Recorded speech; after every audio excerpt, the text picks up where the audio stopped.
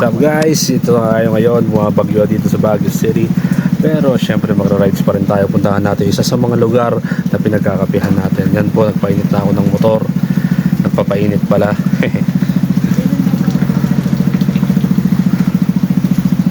So guys, nandito na tayo. Isang pagsubok nga lang. Yan po guys, dito magandang view dito guys. Yan ang ating burgie. Pagsubok nga lang, tataas tayo dito sa malabunduking stairs.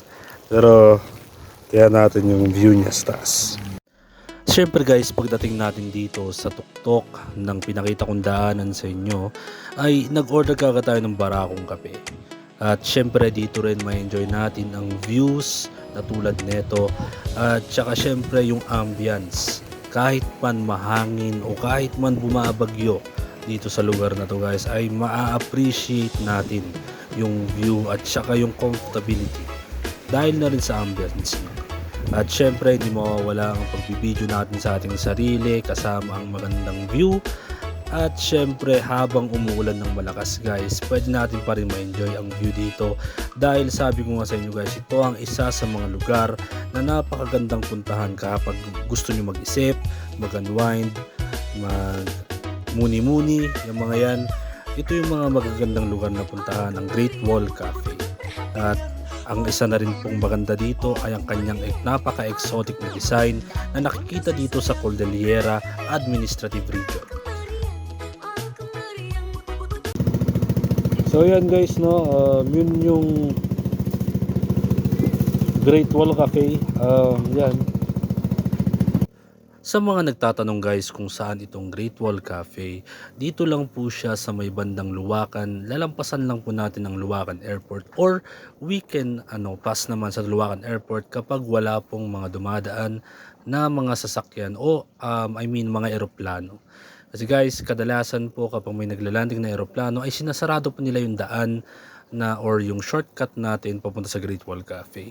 But anyway guys, dito sa video na to ay makikita po natin na yan nga, kahit na bumabagyo man guys, kahit na hindi gaano maganda ang panahon, magandang puntahan ng Great Wall Cafe dahil na rin sa kanyang ambience at napaka-relaxing vibes na nahatid sa atin ng may-ari dahil napaka-friendly niya. At ito guys yung daan natin papunta ron, at dyan kung napapansin nyo po sa video ay medyo nagiging foggy yung mga parts dahil foggy talaga siya guys, wala tayong magagawa dyan. But anyway guys, kapag gusto nyong pumunta rito sa Great Wall Cafe ay highly recommend ko na pumunta po kayo rito kapag nasistress tayo at saka gusto lang natin ma-enjoy yung ambience or view dito sa Baguio City. And guys, isa pa pala is dito po ang daan niya, dadaan ka po sa mismong Great Wall of Baguio. And especially guys, napakamura ng mga benta nila ng mga barakong kape, which is yung nakita nyo kanina sa start ng video na to ay 50 pesos lamang po.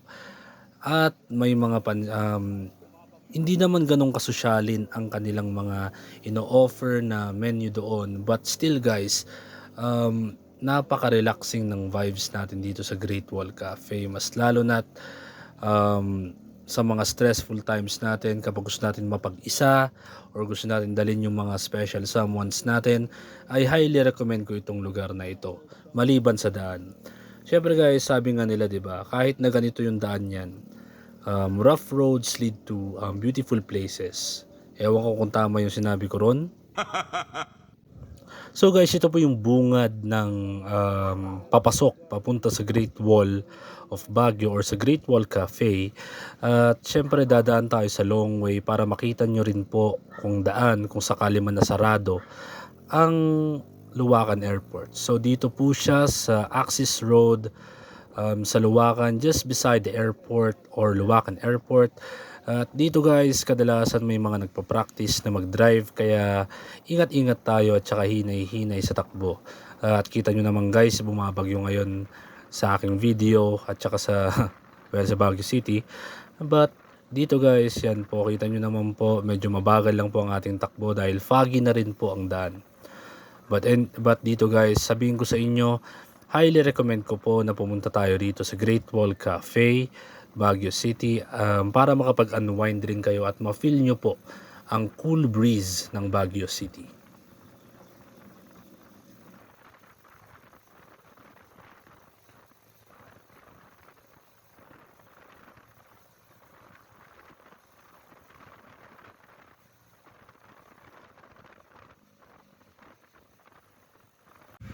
So guys, dyan po nagtatapos ang ating video. Please leave a like and a comment on the places you want me to go for me to check out the roads and routes for you. And please do keep that notification bell turned on for more videos like this.